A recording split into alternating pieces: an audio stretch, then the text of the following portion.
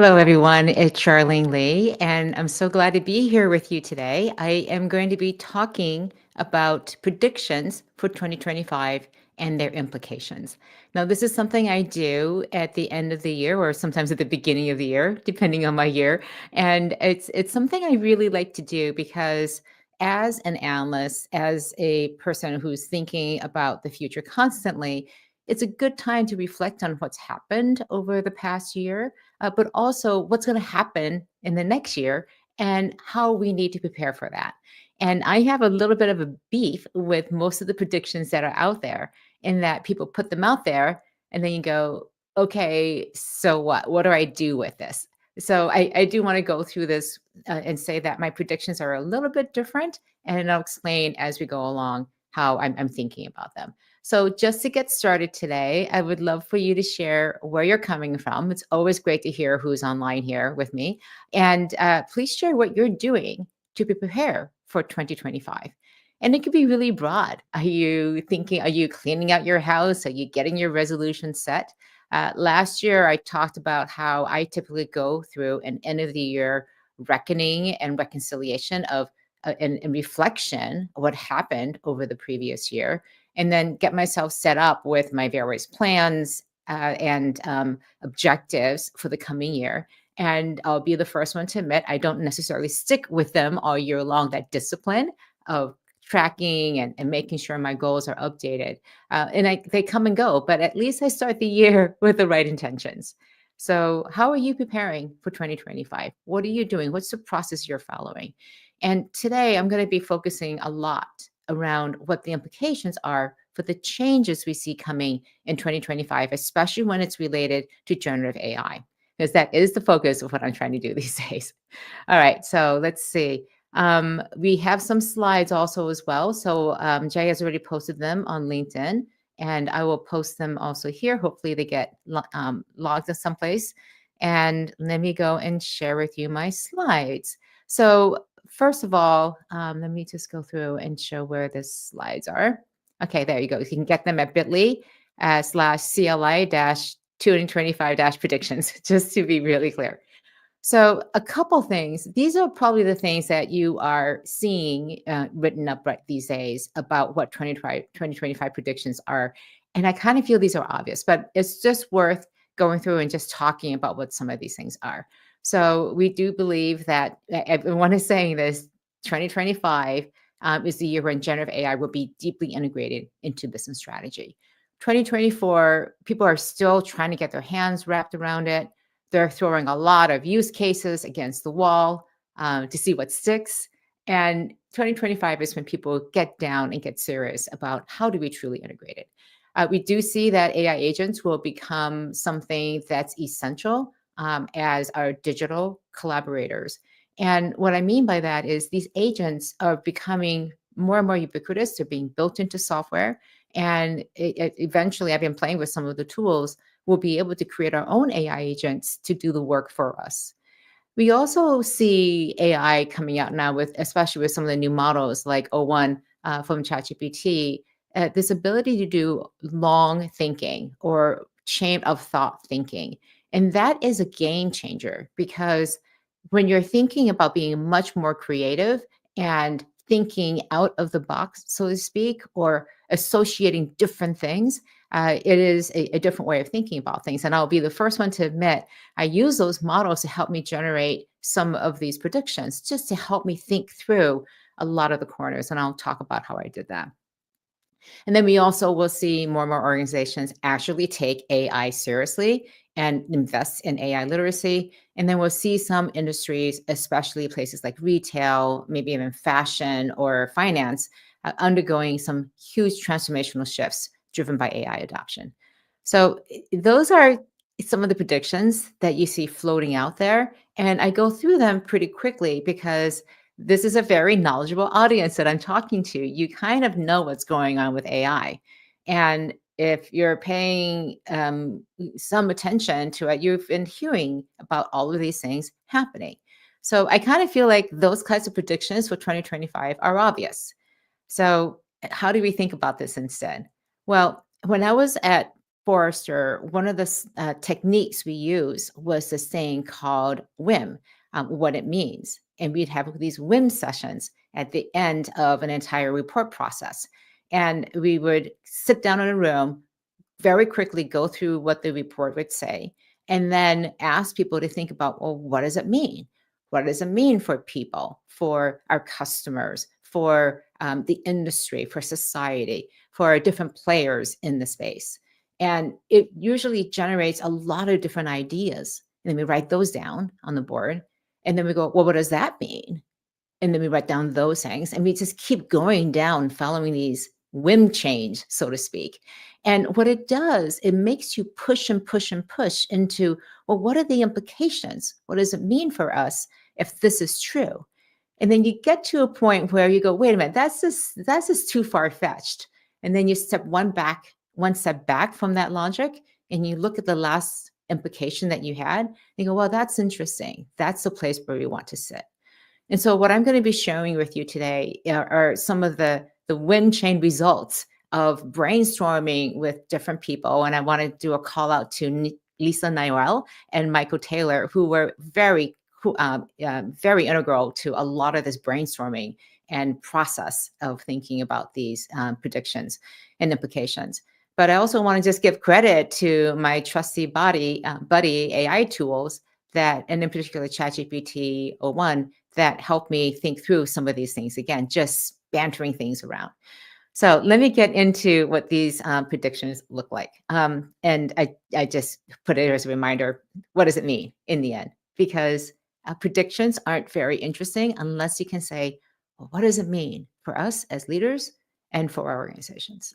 All right, I'm just checking to see if there are any messages. Let's see. I'll keep going for now. So the first one is that I do believe that we're going to be building trust through AI amnesty and with trials. Let me just close this banner off so it's a little bit easier to see. Here we go. So I do believe that right now, what we have found is that AI adoption doesn't start in the boardrooms. It's starting in the shadows of our organizations. And people are already using AI tools to solve problems and to figure out what's going on. And they're doing it without permission because most organizations, by and large, do not have a strategy. Many of them have actually shut down any use of AI, and people are going, well, this is going to make my life so much easier. I can't tell you how many conversations I have with people where they're like, don't tell anyone, but I'm using AI for these things, and it's absolutely fantastic. And I absolutely am completely going rogue on all of this. And so I do believe for us to get serious about this, we're going to have to grant AI amnesty.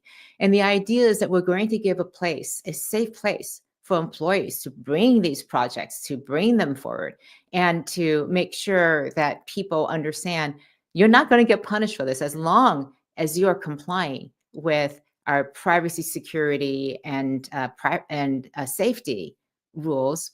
We're going to continue to let you do this.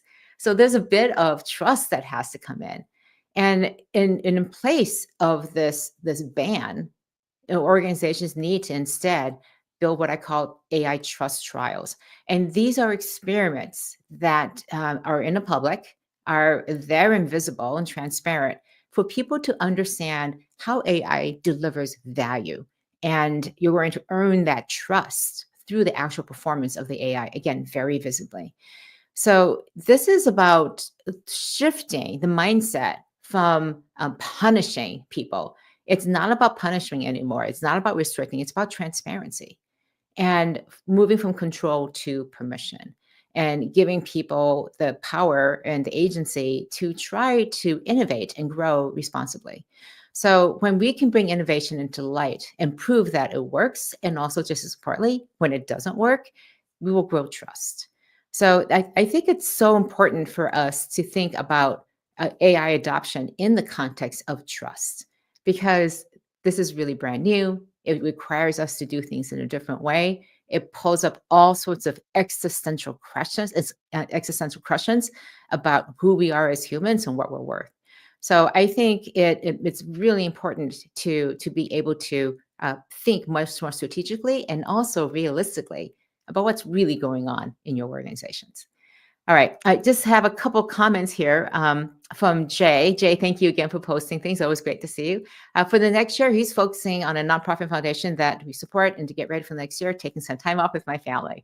I encourage everyone, especially if you're in North America, Northern Hemisphere, many of us are taking some time off.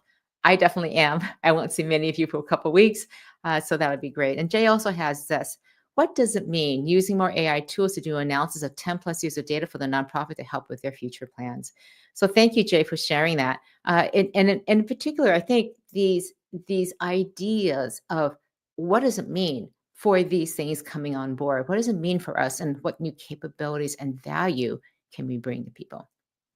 All right, let me go on to my next prediction. Let me see if I have the right slide up. All right, next one is the idea of cultivating human AI collaboration with what I call AI greenhouses. And so the greenhouse is where you can test and learn and grow in a safe space and where teams can experiment. Now, this is a really important space for people to create, but I also think that AI agents have a role in part of this. So they can accelerate these tests, they can be a catalyst, and they can run the experiments and analyze the results, and frankly, help us learn faster than we ever could have before. And so the leaders have to shift again from controlling the outcomes, again, this whole idea of control and shutting things down, to being gardeners, cultivators of that innovation. And then curating the ones that are really good and creating these conditions for growth and for learning. And in particular, I talk about collaboration because this is about nurturing this new bond between humans and the tools that we use. And I do believe that if we do this well, then we're going to unlock a tremendous amount of creativity, speed, and operational breakthroughs. Going back in here, I think in particular that fostering this sense of psychological safety of experimenting is a lot easier if you already do this as an organization. So I see companies who have gone through some sort of digital transformation and cultural transformations as the people who are adopting AI much more fluidly. So if you're looking at your organization and thinking, how do I create that space, literally a greenhouse to grow these ideas, think about it as cultivating, as nurturing, creating this walled off area potentially where people can go in there and try a lot of things. And that requires that you set some boundaries, that you be very clear with your guidelines and your governance on how to do that. All right, moving on. We're speeding through these. I have 5 predictions that I'm going to go through today. The third one is about scaling your leadership and also creativity with these AI partners. So if you have this greenhouse, you have this cultivation that's happening, one of the impacts of this will be that our leadership will look very different. So I think about creating a digital doppelganger. And for those of you who have seen my live stream previously, I have an AI agent. I am planning to use that avatar, sorry, the AI avatar. I'm planning to use that avatar a lot in 2025. And I can use it to communicate my vision, to answer questions, and just do more 24/7. And I can scale myself because I figure if all of my content is in AI as soon as I create it, then I can't beat it. I may as well join it. So using my digital doppelgangers, my AI avatars, all these different ways of taking my knowledge and scaling it in ways that's completely different than the way I normally show up. And I think this is especially important because in a time of great change and transformation, leaders need to be constantly available, constantly reminding people this is the purpose of why we're doing this. This is the journey we are on to this new future. And these are the obstacles we're going to encounter and how we're going to overcome them. I'm actually been doing quite a bit of work about how to create that communication, the constantness, I hate to use the word alignment, but to make sure that everyone is coordinated on what we're trying to do. And I do believe that being able to scale your leadership and your communications is going to be important. Very related to this is the development, I think, of idea concierges. And this idea concierge is how each person can take their half-baked ideas and turn them into something completely different. And so I let me just look at my notes here. So the idea is that every employee can have a creative partner with an AI. And so we usually think of AI as doing the repetitive, routine things that so that we don't have to do them anymore and can instead do the wonderful things that we as humans can do, like be creative. And the reality is, the AI tools can help us brainstorm, refine, and then actually even execute these ideas faster than we ever could. It gives us this different type of power that everyone can become a creator. And therefore, AI is starting to remove all the barriers and all of the different things that stand in the way and creates a more level playing field for us to be innovative. So if you can unlock that creativity for people and then use these tools to also filter out ideas, challenge people, give feedback to them to make them better, the process just becomes accelerated. So I want to take just a second here and to see if there are any questions before I move on. Oh, one other thing is, I do want to say that what AI does is that it allows us to scale that creativity for everyone, but it also does this one very important thing. It amplifies the impact of that creativity without jeopardizing or replacing our humanity. The humans are absolutely crucial. We're the ones who actually run the creativity process. We're the ones who prompt and ask AI to do the work that we want it to do. So in many ways, it can be highly creative. It can help us be more creative, but none of that means that we are less human than we were before. All right, I just want to go through and let's see. Okay, here's a question from Jay. There's much discussion about competition coming from AI companies vying for defense contracts. Given the change in multiple governments, there are a few boundaries and receding oversight. Agreed on that. All right. And I think, again, there's a lot of turmoil happening right now in many countries and many parliaments, and there's a change here happening in the United States still. I look at those geopolitical things and I go, I'm going to be as active as I can in voicing what my opinion should be about how our future looks. And in other cases, I just go, it's out of my hands. So I do think that it's really interesting about what we're going to have coming out in the future. So Ram has a good question about the digital doppelgangers. Do we need to have security safeguards to protect one's IP? Absolutely. And again, one of the key issues that comes out is how do you protect your IP? So here's the thing. I deal in the world of ideas. I have for a very long time. And one thing I realized early on, you cannot copyright your ideas. You can only copyright and protect the expression of your ideas. So once your ideas are out there, anybody is free to use them. And that is the whole basis that a lot of these AI players are saying and claiming we can use all these ideas out there because there's fair use. Though that's a whole issue for legal courts to decide. But the reality is, you can put your IP out there, and the only thing that is protected is the actual expression of them in a book, in a video, in a graphic, and so only the expression. But anybody can take an idea and talk about it. That's not protected. So I say that this is one of the most important things is if you're concerned about protecting your IP, then don't share it. Don't share it in any sort of public venue. But you are compromising the ability to spread your ideas as broadly as possible. So I remember when ChatGPT came out, and I was curious to see how much of me, so to speak, Charlene Lee, was in the GPT, and pretty much everything I've written is in there. There's nothing I can do about it. I wish I could, but it actually helps because I can then use it. I can ask it to leverage the ideas already in it. It's smarter because of that. And instead of fighting it, I decided to join it. So, as an idea generator, as somebody who creates IP, I figured that the only way to quote beat AI is to constantly create new content, to be more creative than AI can be. And I'm pretty confident that I can do that because I keep coming up with new ideas that haven't been expressed before or expressed in the same way that I would. So again, Ram, I think it's a great question. But at some point, I decided a long time ago that instead of trying to protect all of my IP, it's easier to be really focused on spreading the ideas as broadly as possible, getting it out there, and asking people as much as possible to attribute the ideas back to me. All right, so let's see what else is in here. Lisa, thank you so much for joining today. Again, Lisa is absolutely fantastic and has been a great friend and collaborator for me. So thank you so much for joining today. All right, let's see what else is there. And Ram, thank you for understanding that. It's a good point about ideas and expression.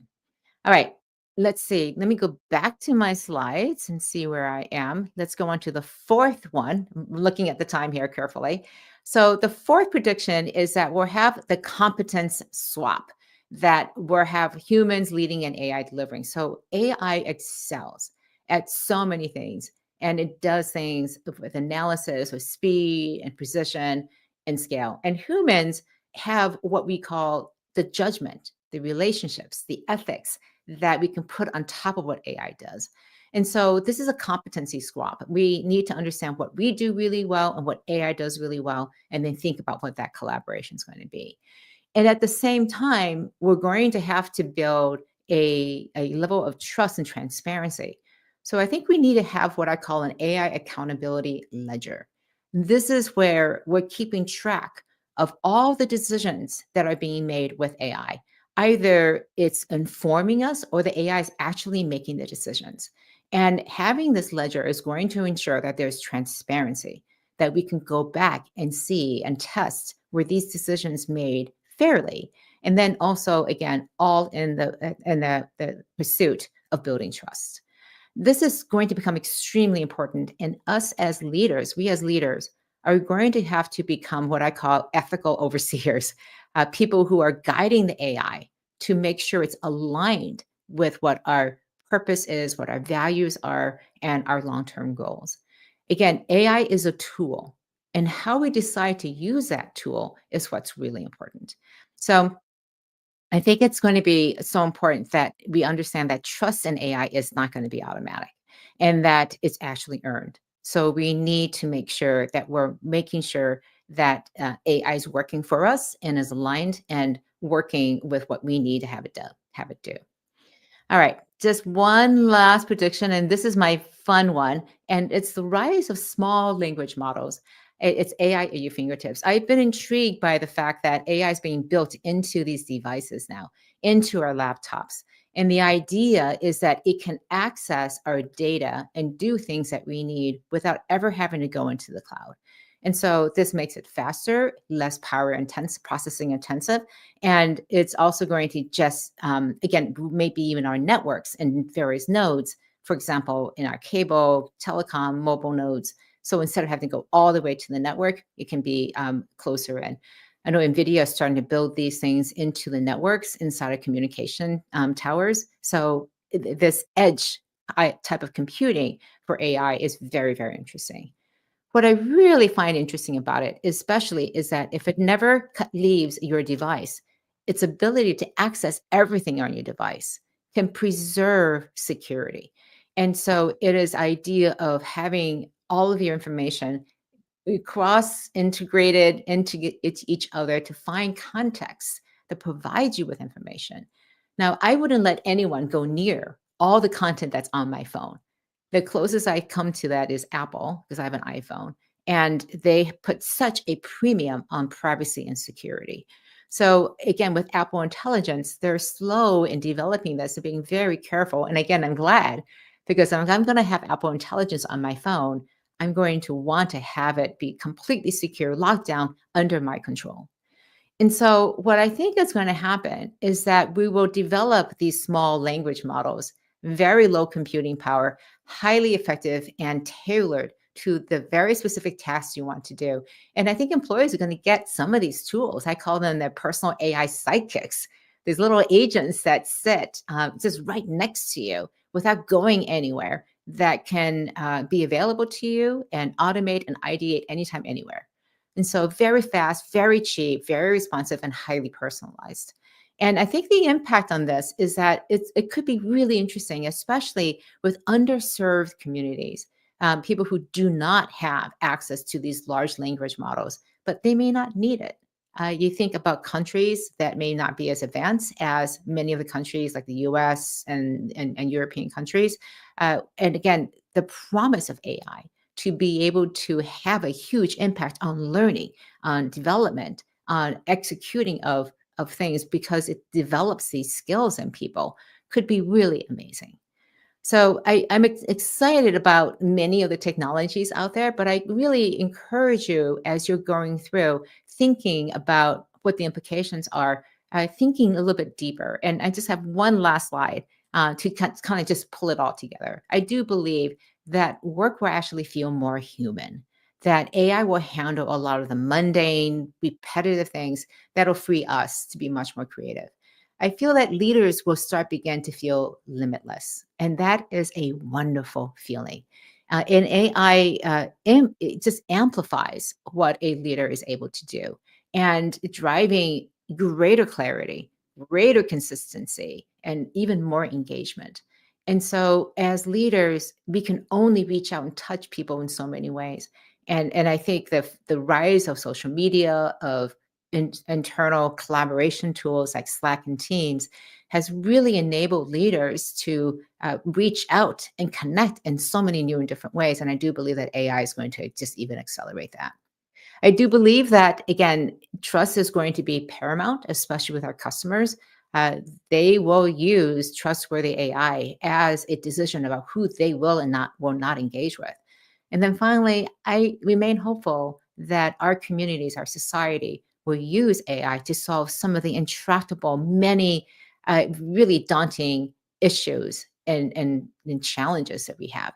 Everything from climate to how do we develop better health outcomes, and then also how do we create more equity in our society. So that's my take today on what's going to happen in 2025. Many of you have probably seen me talk about the ability for AI to make us better humans. As you can see from my predictions and implications for 2025, I do continue to think that. But it only is going to happen if we as leaders step into this space and are proactive in finding the good uses of AI that can overcome and push out of the way the nefarious uses of AI. So again, I'm excited about what's happening in 2025. I hope you are too. And I hope you think broadly and creatively about what the implications are going to be. All right, you can get again the slides at bit.ly/CLI 2025 predictions. And I am taking a few weeks off, just like Jay. And I'll be back in 3 weeks on Thursday, January 7th at 9 o'clock, my typical time, for my next live stream. I don't know what it's going to be yet. I'll be doing some of that planning over the holidays and the break. And I'm looking forward to just engaging and getting energized for another great year of creating content and engaging with you. All right, I just want to see if there's anything else in here. Oh, Ben has a quick question. Updates on Winning with Generative AI. Has the release date been set? No, this is publishing. It's one of the most frustrating things to do. And we're going through all of the final things of putting the bows and everything, but we're still waiting on a release date. It looks like sometime in early March, sometime in March at this point. But again, if you sign up for my various communities and email me, you can be added to our book community, and I will be giving advanced copies for people to read as soon as that manuscript is available, so that we can get final bits of feedback on ways that we can improve it. It's a very narrow window that we can do that. But it's hopefully going to happen very quickly. So sign up for the book updates. I wonder if I have, and yep, here it is. Here's the place they can go if you want to get updates about the book and be invited into that community and see early copies of it. Go to bit.ly/AI book -updates, and you'll be able to see and get early copies of that. All right. Any other comments? Okay. Yeah. Thanks, Ben. Thank you for again your enthusiasm. Looking forward to hearing your feedback. And again, everyone, thank you so much for an absolutely fantastic year of connecting and live streaming. I thrive on hearing from you. So please, by all means, continue to send me interesting tidbits. Share with me your triumphs, share with me your challenges. It's how I learn and can consistently and constantly improve. So I do this because of the engagement that I have with all of you. And again, I thank you so much, and I look forward to seeing you in a few weeks. All right, take care, everyone. Bye-bye.